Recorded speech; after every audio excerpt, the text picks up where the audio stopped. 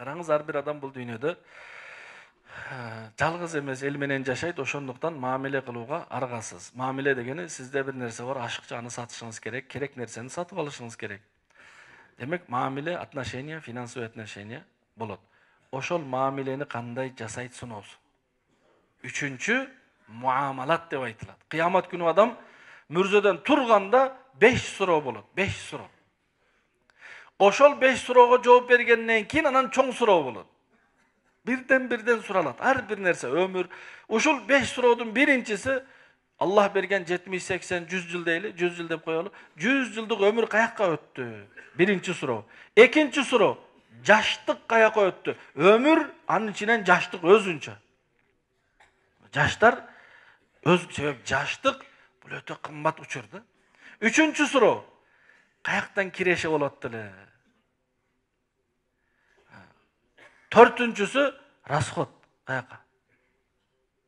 Бешинчиси үйрөнгөн, билген илимиңизге канча деңгээлде амал жасадыңыз, жөдөн эле үйрөнүп коюп келе бердиңизби? Ошол 5 суроо. Ошол үчүнчүсү эмне экен? Мин айна иктасабта, киреше каяктан болот деле? 1 сом, 1 тыйын, 1 сом, 100 сом, 1000 сом, миллион сом каяктан кирет деле? Кесиптен, ар бирибиз кесип ээсибиз. Мына ошол кесиптер, кеселерибиз таза болсун үчүн молдокелерге барып туруп кеселерибизди тазалап алалы. Молдокелер жалаң эле азан айтып жаназа окуганды эмес, барын билет. Болгону айтпайт. Көп нерсе билет молдокелерчи, айтпай отура берет. Сурайлы. Молдокелерден сурайлы, молдоке эң жакшы кесип кайсыл? Айтып берет. Мен айтпайм. Молдокелерден сураңыздар, айтат. Молдоке эң прибыльный кесип кайсыл? Ошондо айтат. Өлүп кетейин, бар ошол өздөрү кылып жүрөт. Макул кичинекичине айтып коеюн. Эң прибыльный кесип бул соода. Соодада эмне саткан? Кездеме саткан, материал саткан. Же атыр саткан. Ушул эки нерсенин соодасында чексиз береке бар.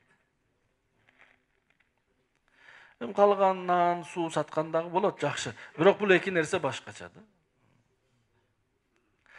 Хайыр, молдокелерден барып сурайлы, молдоке кесипти кандай, устачылык кандай кылыш керек? Навайчылык кандай кылыш керек? Дыйканчылык кандай кылыш керек? Эгер кесиптерибизди сурап албасак, анда караңыз, киреше таза эмес болсо, азык таза эмес болот. Азык таза эмес болсо, кан таза эмес болот. Кан таза болбосо, ибадат, дуа кабыл болбойт болгон. Биздин күнөөбүз эмес ал. Аллах Таала айтат, сен сапарда жүрөсүң. Чаңкап, ач калып, жүдөп жатасың. Дуаңды кабыл кылышым керек болчу. Себеби дуа кабыл болот. Сапардын дуасы, кыйналган дуасы, чаңкаган дуасы. Бирок кантип дуаңды кабыл алайын? Ичкениң, жегениң, кийгениң арам болсо сеники. Кабыл ала албайм. Ичкен, жеген, кийген адал болот качан? Киреше адал болсо.